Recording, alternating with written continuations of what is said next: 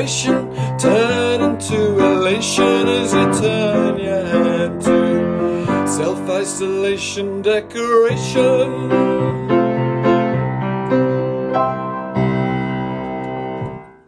Hello there, Phil here from Paint the Town Green, giving you some advice and tips on decorating jobs you can do around the house while you're stuck at home. So today I wanted to talk to you about painting kitchen units. It's quite a big subject, and since I started doing these videos, a lot of people have got in contact and said, asked questions about it. So I thought it'd be a good one to do. You'll notice I'm not in my painting gear because a lot of it is just about planning, about understanding what you can and can't do, the way to do it. So I thought I'd talk you through some of those details, and then right at the end, I will show you how to paint a door. So first thing you need to be aware of is you get two types of hinges in kitchens. One of them is the type we've got here, which is sometimes called a butt hinge, it's also called a mortise hinge. This is a hinge that you can see, okay? And if you've got this type of hinge, you don't need to take the doors off to paint it, because you can get to everywhere that you need to get to with the door in place. So I can get to this front face here, and get to this face here. If I open the door up like that, I can get to in here. Do you want to come in? I can get to this edge here. That edge there is a bit of a struggle, but if I can take the shelves out and get to there from there. So basically, I can potentially paint this entire kitchen without taking the doors off. However, there's another type of hinge you get. Put them in here.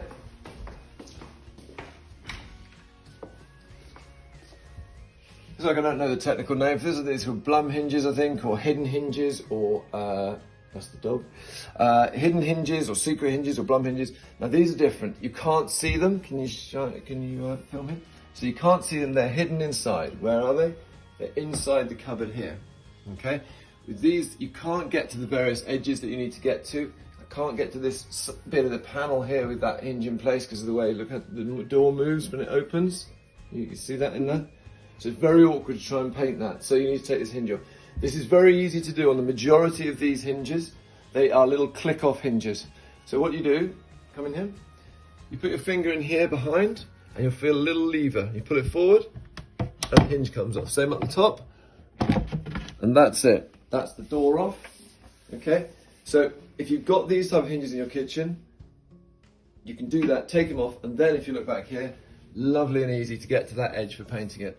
So if you do that, you take all the doors off and you paint them off. You need somewhere to lean them against, a wall to lean them against, what have you, and do, for goodness sake, label them when you take them off. Otherwise, you're going to have an absolute nightmare. When you put them back on, you've got a little line there which lines up with these teeth here. Okay, they slot in 1, 2, and you just click them on. I'll try and do it now.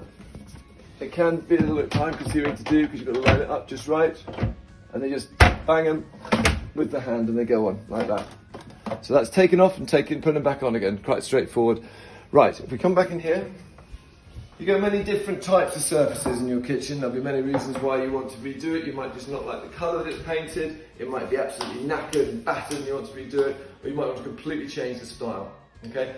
If your kitchen has been painted with a water-based eggshell previously and you know that it's a water-based eggshell and you just want to redo it, then all you need to do is give it a good rub down with some 120 sandpaper. We've covered sandpaper in another video, and then you should be good to go.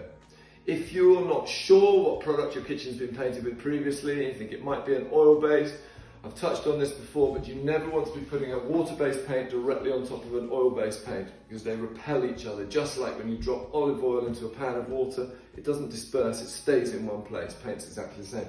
So if you're in any doubt, once you've given the thing a light rub down, best thing to do, get a primer like this, or like this, and these are basically primers that are a great first coat and they make that transition from oil-based to water-based. They counter that compatibility issue. So that's a real goodie. That's another one we use a lot. We sell that at our showroom.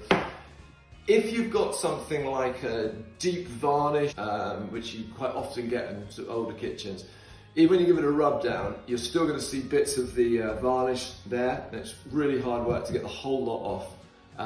And what can happen if you've got a deep varnish or some sort of wood treatment, you're putting on water-based eggshell, even using this primer, that colour can bleed through after a few months and start to discolour your paint. So what we sometimes use is quite a heavy-duty primer, which is this one here. They also do an oil-based one, but this is the king of basically stain blocking. Now it's shellac based, it absolutely stinks. It's got a very high VOC level, so make sure you use it in a well ventilated area, and ideally if you've got some sort of respiratory mask, that would be a good thing to use. But it is very, very good at sealing in whatever has gone onto that wood beforehand, and then giving you a really nice base to then paint onto. It's pretty ferocious stuff, but it's a very, very effective primer. It's also something we use as a stain block if anyone's had any water leaks or whatever. Okay, so that's the basics of how to get the thing set up.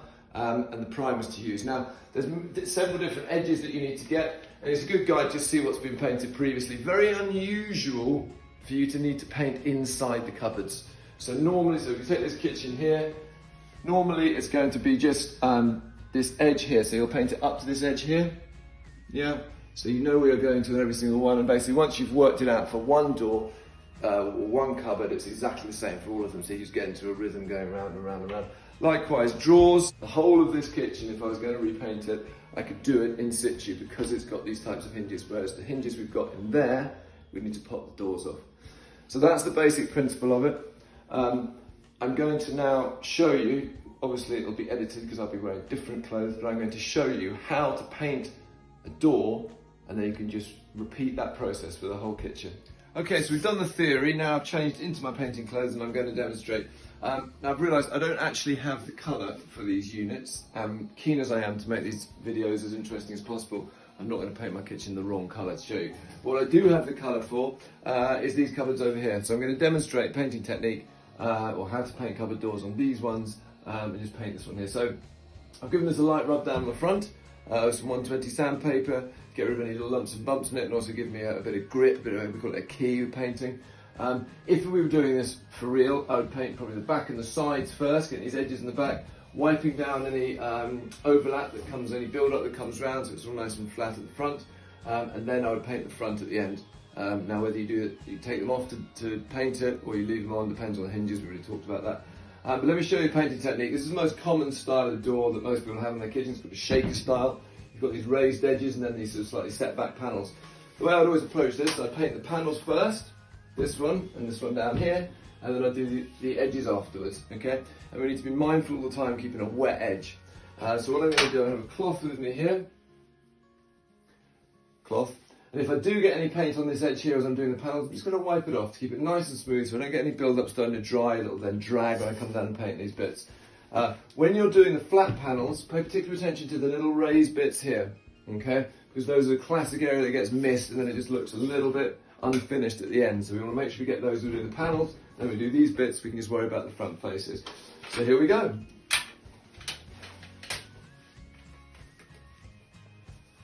Okay, so I'm concentrating on the edges first. I should mention, when I was sanding the door, I took the handle off. Obviously you want to get all your handles off before you start trying to paint, otherwise you go round them.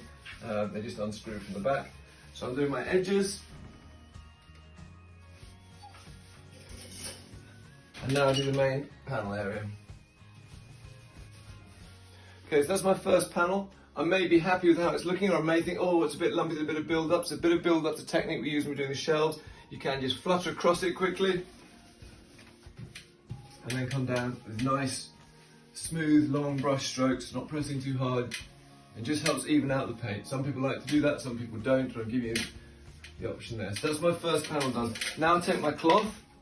There's a little bit here where I've gone over a tiny bit, can you see that? I'm just going to wipe that off now.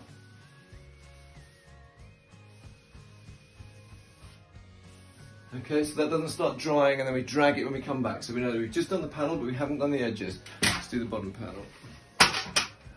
Okay, so that's the two flat panels done. I've done the whole of that panel, done the whole of that panel. There's no paint on the edges. So now I'm going to go and do the edges. Now the way that I prefer to do it, everyone prefers their own technique, but I prefer to do the top panel there, that bit there, then come down the sides, and then just fill in the bottom at the end. It's my way of keeping a wet edge, keeping a really clear mental picture of where I've done and where I haven't done, and not overlapping too much. So we do the top bit first. That's how you paint a cupboard door. So happy painting.